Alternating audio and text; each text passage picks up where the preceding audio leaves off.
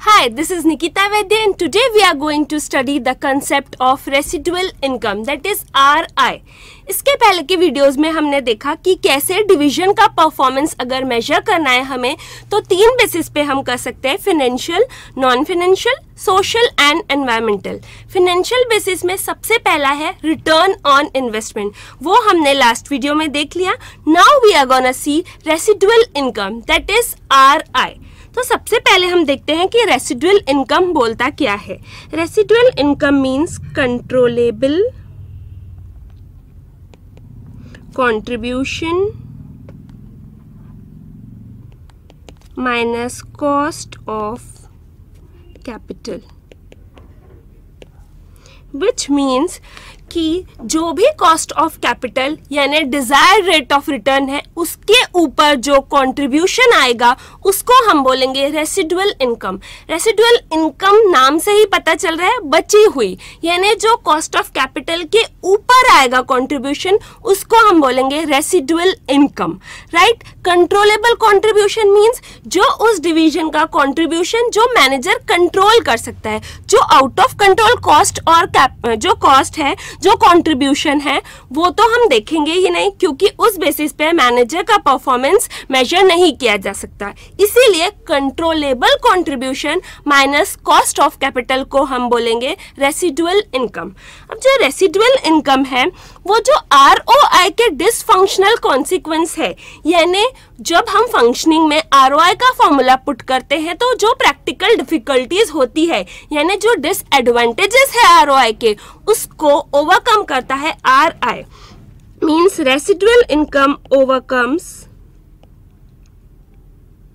dysfunctional consequences which means disadvantages of ROI, right? So RI क्या होता है? Controllable contribution minus cost of capital. Cost of capital यानी जितना Dzire किया था रिटर्न उसके ऊपर जो कंट्रोलेबल कंट्रीब्यूशन है वो है RI, और जो ये RI है वो डिसएडवांटेजेस जो है ROI के उसको ओवरकम करता है। So the advantages of ROI में सबसे पहला यही है कि it reduces the problems of ROI।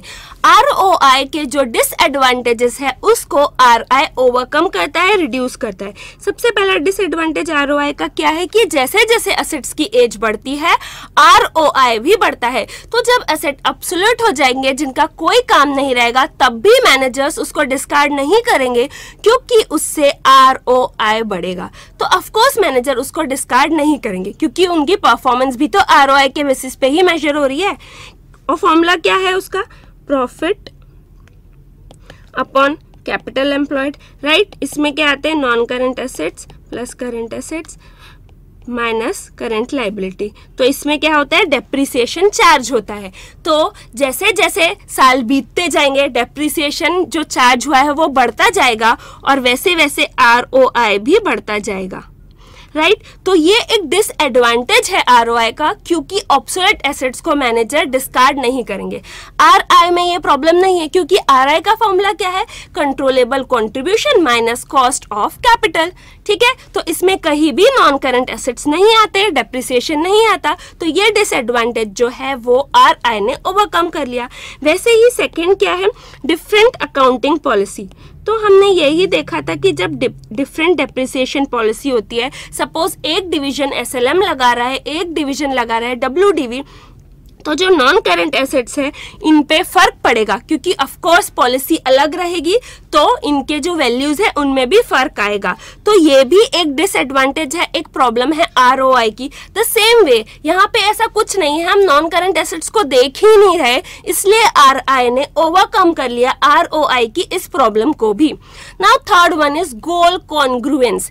इसका मतलब क्या है कि जो डिवीजन के गोल हैं और जो ऑर्गेनाइजेशन के गोल है वो सेम नहीं है, ठीक है। जो मैनेजर कर रहा है डिवीजन के लिए वो हो सकता है ऑर्गेनाइजेशन के लिए सही नहीं है, सिर्फ डिवीजन के लिए सही है। तो गोल्स जो हैं वो डिफरेंट है ऑर्गेनाइजेशन के और डिवीजन के, उसको बोलते हैं गोल कॉन्ग्रुएंस। तो हम ये एक एग्जांपल के थ्रू देखते हैं कि RI इसको कैसे ओवरकम करता है। तो हमने ROI में सबसे पहले क्या देखा था कि प्रेजेंट ROI डिवीजन अल्फा का 13% है और जो प्रपोज प्रोजेक्ट है उसका 10% है। ठीक है, तो जो हम एवरेज में ROI लेंगे 13 और 10 का, तो वो जो है 13 से कम आ जाएगा, इसलिए डिवीजन जो है वो जाएगा, वो नहीं लेगा ये प्रोजेक्ट, राइट। अब जब डिवीजन बीटा है 5% उसका प्रेजेंट ROI है और जो प्रपोज प्रोजेक्ट है उसका 7% है, यानी ROI जब एवरेजिंग करेंगे इन्वेस्टमेंट लेने के बाद तो बढ़ जाएगा, इसलिए क्या करेगा वो मैनेजर इस प्रोजेक्ट को ले लेगा। जबकि हम ऑर्गेनाइजेशन के पॉइंट ऑफ व्यू से अगर देखते हैं तो ऑफ कोर्स डिसीजन रूल क्या है कि ऑर्गेनाइजेशन का जो minimum desired rate of return है, कॉस्ट ऑफ कैपिटल है, उससे ज्यादा होना चाहिए ROI, तभी हम वो प्रोजेक्ट लेंगे। तो जो ओवरऑल कॉस्ट ऑफ कैपिटल है ऑर्गेनाइजेशन का वो 8% है, 10% उससे ज्यादा है। ठीक है, तो हम ये प्रोजेक्ट ले लेंगे।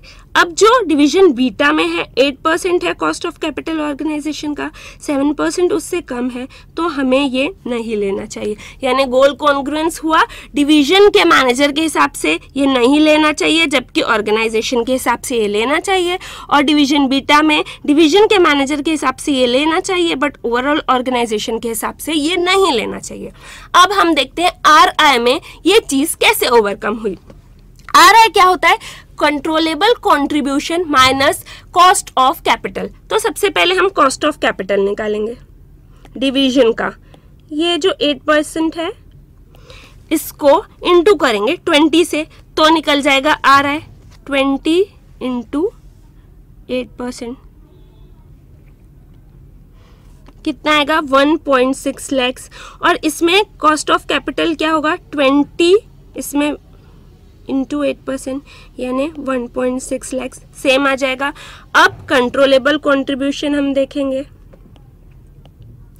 इसमें कितना है 2 लाख है और इसमें कितना है 1.4। RI क्या होगा, ये A है ये B है, controllable contribution that is A minus cost of capital that is B, ये होगा 0.4 लाख, ये होगा माइनस 0.2 लाख, राइट। तो इसमें जो RI है 0.4 है, इसमें RI है जो माइनस 0.2 है, यानी ये प्रोजेक्ट हमें लेना चाहिए, ये प्रोजेक्ट हमें नहीं लेना चाहिए। और ऑर्गेनाइजेशन भी यही बोलता है ये प्रोजेक्ट हमें लेना चाहिए, ये प्रोजेक्ट हमें नहीं लेना चाहिए। मतलब RI ने ओवरकम कर दिया ये डिसएडवांटेज गोल कॉन्ग्रुएंस का भी जो ROI में था। मतलब जो तीनों डिसएडवांटेज मेजर थे ROI में वो RI ने ओवरकम कर लिया। सो पहला एडवांटेज है RI का, that it reduces the problems of ROI। जितने भी जो 3 एडवांटेज है ROI के उसको रिड्यूस कर देता है RI। अभी सेकेंड एडवांटेज क्या है RI का कि different cost of capital can be assign to different division based on their risk profile. जो फॉर्मूला क्या है RI का, controllable contribution minus cost of capital, यानी हर एक डिवीजन को अलग अलग कॉस्ट ऑफ कैपिटल असाइन कर सकते हैं उनके रिस्क बेयरिंग कैपेसिटी के हिसाब से, राइट। हम पूरे ऑर्गेनाइजेशन को भी एक कॉस्ट ऑफ कैपिटल असाइन कर सकते हैं, हर एक अलग अलग डिवीजन को भी different cost of capital assign कर सकते हैं, जबकि ROI में ऐसा नहीं था। ROI में हम ROI निकाल लेते थे और अगर ऑर्गेनाइजेशन के कॉस्ट ऑफ कैपिटल से ROI ज़्यादा है मतलब हमें वो प्रोजेक्ट एक्सेप्ट कर लेना चाहिए। लेकिन कॉस्ट ऑफ कैपिटल कहीं हम डिफरेंट डिवीजन को असाइन नहीं करते थे, जबकि RI में ये पॉसिबल है कि हर एक डिवीजन को different cost of capital assign कर दिया जाए। ठीक है, डिफरेंट कॉस्ट ऑफ कैपिटल यानी minimum desired rate of return हर एक डिवीजन को जो है असाइन कर दिया जाए based on their risk profile. तो 2 बेसिक एडवांटेज क्या हो गए RI के, it reduces the problems of ROI and second different cost of capital can be assigned और applied to different divisions based on their risk profiles. अब हम देखेंगे disadvantages residual income के। तो सबसे पहला डिसएडवांटेज ये है difficult to decide appropriate cost of capital. Cost of capital अलग अलग लगाएंगे अलग अलग डिवीजन को, ये बोल देना बहुत आसान है, लेकिन minimum desired return, minimum desired rate of return यानी कॉस्ट ऑफ कैपिटल हर डिवीजन का पता लगाना बहुत ही मुश्किल है। इवन ऑर्गेनाइजेशन का भी कॉस्ट ऑफ कैपिटल पता लगाना बहुत मुश्किल है। ठीक है, पता लगा सकते हैं, बट वो अप्रोप्रिएट है या नहीं, ये भी एक क्वेश्चन है ना. So it is difficult to decide appropriate cost of capital. Now the second one is it is an absolute measure. Formula क्या है? Controllable contribution minus cost of capital. ROI में क्या होता था? जो हर एक रुपये का इन्वेस्टमेंट पे उस पे रिटर्न हम निकालते थे, तो उससे क्या होता था? डिफरेंट साइज के जो डिविजन्स है उनका कंपैरिजन इजी होता था. अब ये एब्सोल्यूट मेजर है, contribution minus cost of capital. तो इसमें क्या होगा? डिफरेंट साइज के जो डिविजन्स होंगे उनका परफॉर्मेंस मेजर करना बहुत ही डिफिकल्ट हो जाएगा. So what are its two disadvantages? Difficult to decide appropriate cost of capital and it is an absolute measure. Right. So इस वीडियो में हमने क्या क्या देखा? रेसिडुअल इनकम का हमने कंसेप्ट देखा, उसके एडवांटेजेस देखे, उसके डिसएडवांटेजेस देखे. इन सब में कोई भी डाउट हो तो please feel free to us. Bye bye.